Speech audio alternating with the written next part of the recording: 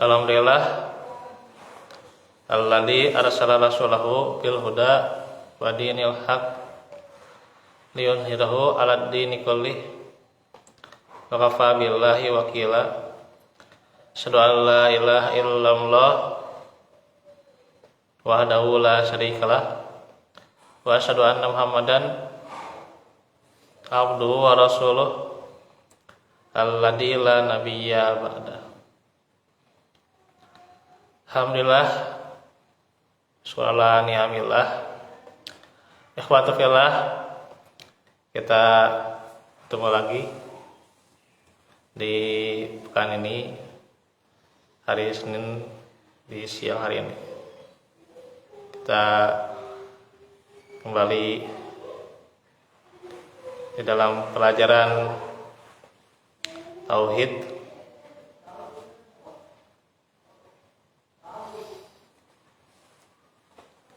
yang dimana masih membahas bab 2, bahwa siapa saja yang membenarkan tauhid ia masuk surga tanpa hisab.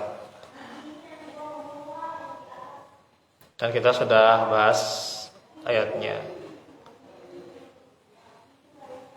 yakni surah An-Nahl ayat 120, juga Al-Mu'minun 59.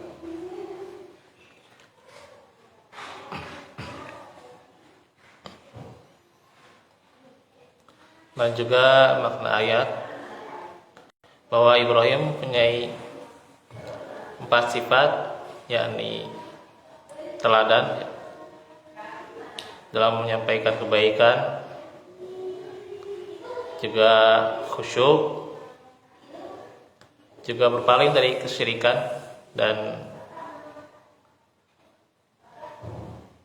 berlepas diri dari orang-orang musyrik.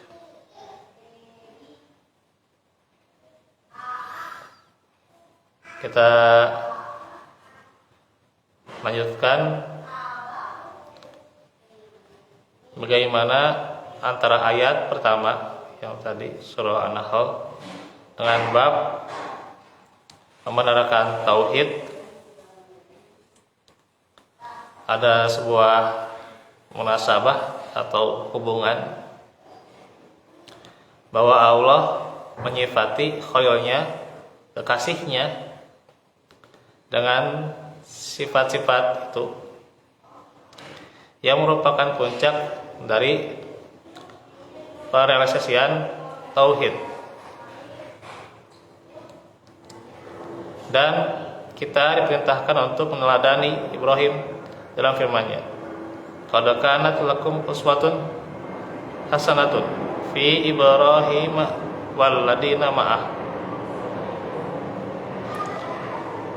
Sesungguhnya telah ada bagi kalian teladan yang baik pada diri Ibrahim dan orang-orang yang bersamanya, dalam surah Al-Mumtahanah ayat 4. Ada 2 nabi yang digelari uswatun hasanah.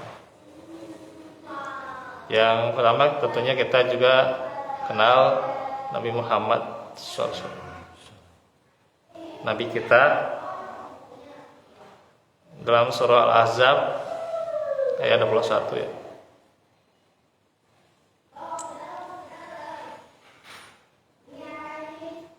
Dan juga Ibrahim ya, digelari uswatun hasanah dalam surah Al-Mumtahanah ayat 4. Dan uswatun hasanah itu ya, teladan yang baik, artinya adalah merupakan,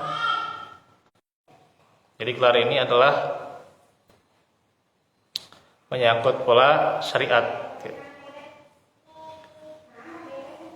Sebagaimana salatnya, salat Nabi Muhammad ya, zakat, saum, dan seterusnya. Dan juga selain itu pula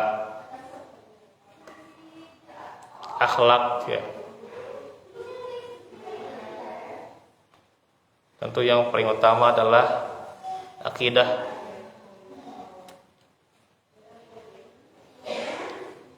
Maka dalam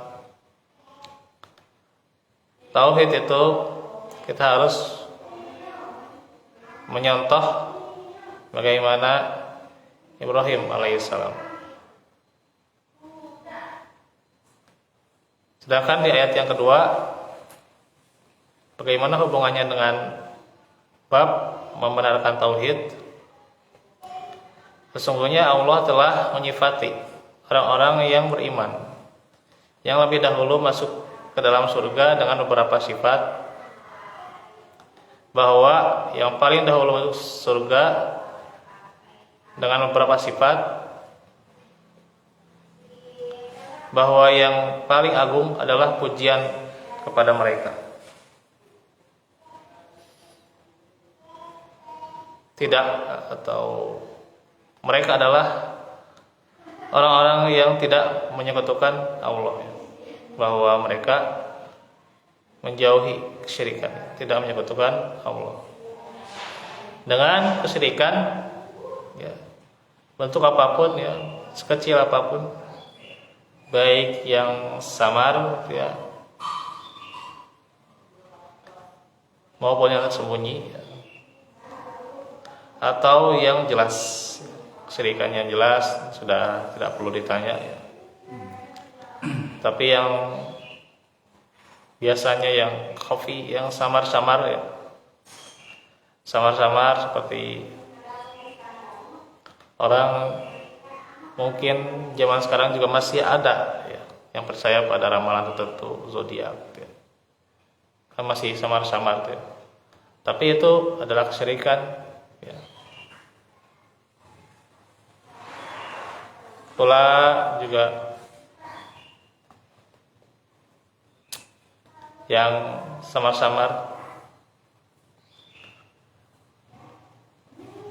tentunya yang jelasnya dimana ketika dia meyakini, ya, datang ke seorang dukun, ya, menanyakan, dan kemudian dia percaya, nah itu sudah jelas, ya. Tapi kalau sudah percaya zodiak dan sebagainya, itu juga syirik, hanya syiriknya khafi, samar-samar, ya. Tetap itu juga dalam keadaan syirik, ya, itu. Ya.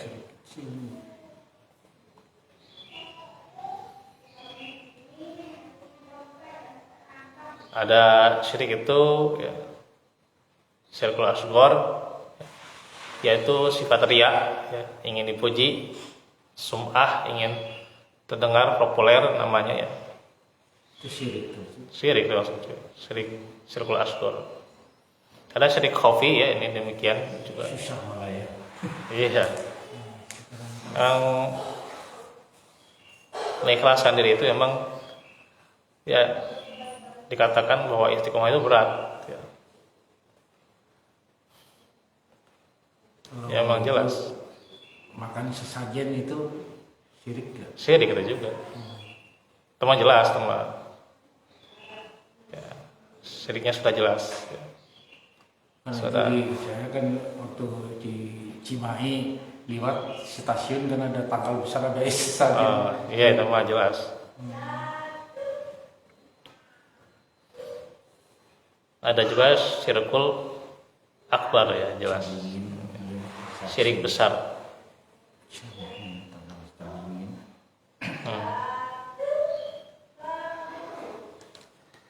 Siapa saja yang melakukan, ya, syirik itu, ya,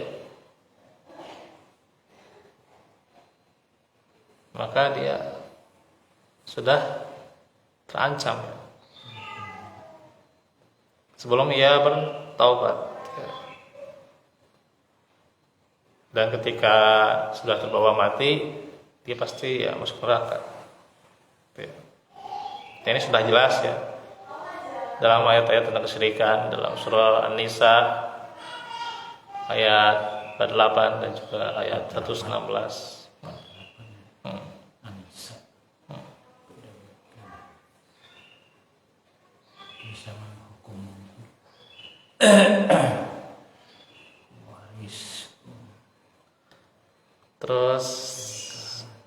Maka lawannya siapa saja yang keadaannya bertauhid, sungguh ia membenarkan tauhid, ya, puncak realisasi tauhid, yaitu meninggalkan kesyirikan dan akan dimasukkan ke dalam surga tanpa hisab dan azab. Jadi kalau mau masuk surga tanpa hisab dan azab, ya realisasikan tauhid.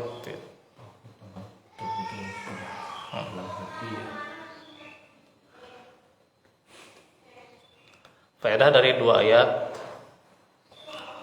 Yang pertama, keutamaan bapak kita, ya, yaitu Ibrahim alaihissalatu wassalam. Disebut juga, ya, bapaknya para nabi, ya. Para nabi. Iya. Karena dari Ibrahim kan itu ada Ishak, ya, dari si Ismail ya, Ismail dari Hajar, Ishak dari Sarah. Pembantu deh. Nah, maka lahirlah para nabi dari, ya, Ishak dengan istrinya. Lahir para nabi dari Bani Israil, ya. Terus Ismail dan istrinya lahir juga. Itu kan merantau ke Arab, ya. Mana? Ismail. Iya.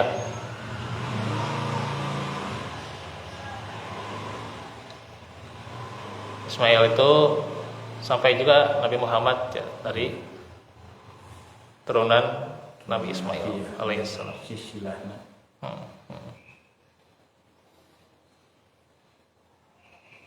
Sehingga Ibrahim disebut bapak para nabi. Dan disampaikan keutamaannya di sini, ya, dengan sifat-sifatnya. Yang kedua, meneladani Nabi Ibrahim pada sifat-sifat yang agung, ya. Ummatan qanitan lillahi hanifah.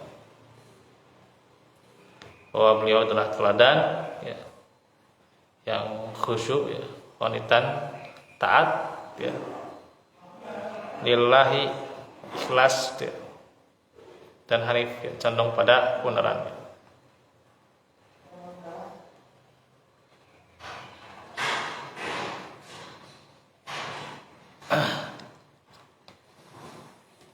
Yang ketiga, penjelasan tentang sifat-sifat yang dengannya lah realisasi tauhid dapat dipenuhi.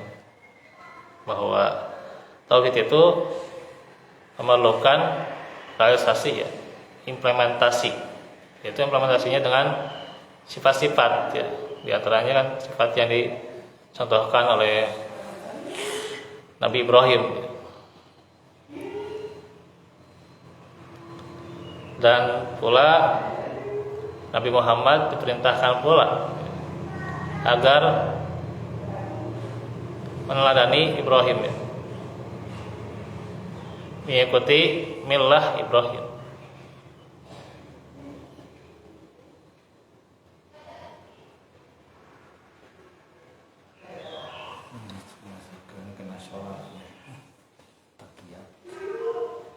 Iya, ya, bahkan itu juga, ya, di dalam sholawat kan ada Ibrahim, Nabi Muhammad kan ini kan diagungkan dalam sholawat.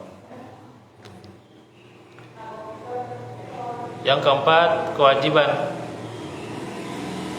menjauhi kesyirikan dan orang-orang musyrik serta berlepas diri dari orang-orang musyrik tersebut. Maka wajib menjauhi kesyirikan, ya, apapun kesyirikan itu, jenis apapun, ya, macam apapun, baik yang kecil maupun besarnya, yang samar maupun yang jelas, ya, syirik dijauhi, serta berlepas dari orang-orang musyrik, ya, menjauhi orang-orang musyrik, ya, berlepas, ya.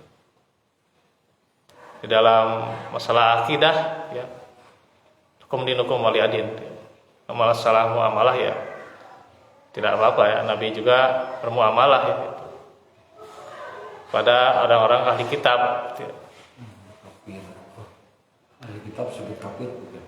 Iya, sesudah itu tidak mengimani Nabi ya disebut kafir. Harus mengikuti. Iya. Karenanya masalah akidah ya lakum dinukum waliyadin. Tidak bisa ya saling mengikuti kalau masalah akidah ya.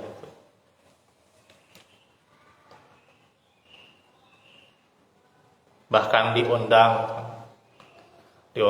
siapa tokoh dari Kristen. iya diundang Pas Natalan gimana mengucapkan selamat Natal gitu? ya jangan Oh jangan ya. jangan Salaman juga nggak boleh ya.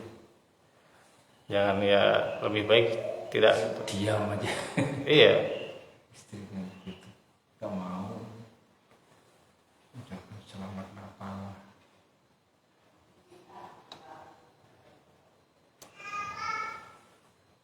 nah terus yang kelima,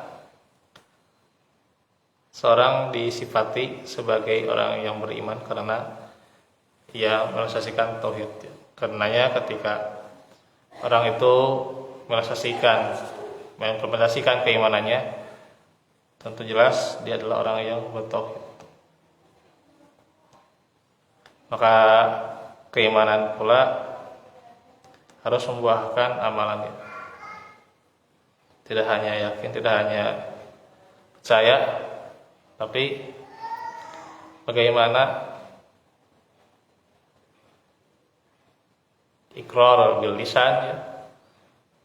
Artinya ikrar dengan lisannya dengan ucapan-ucapan keimanan, di antaranya juga syahadat kan. Keimanan itu perlu kan di antaranya syahadat ya. Sudah itu ya.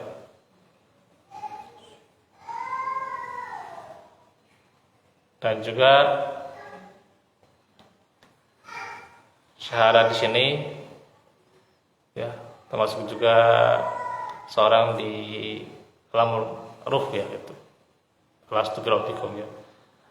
Allah bertanya kepada atau Allah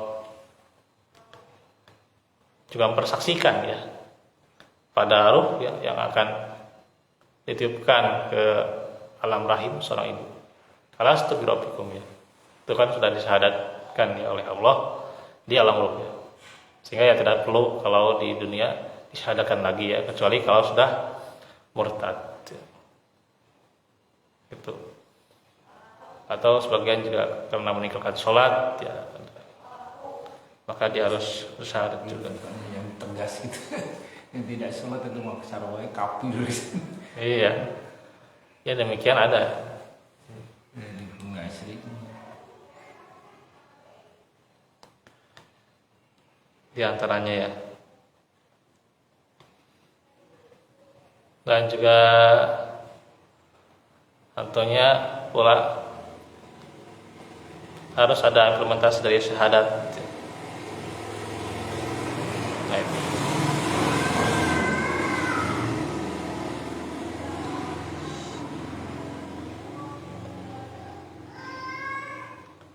Dan pula setelah iqrar bil lisan, kemudian wa amalun bil arkan, yakni mengamalkan dengan anggota badan. Beramal dia dirikan sholat, Kan. iya. Kemudian juga zakat juga untuk membersihkan hartanya ya.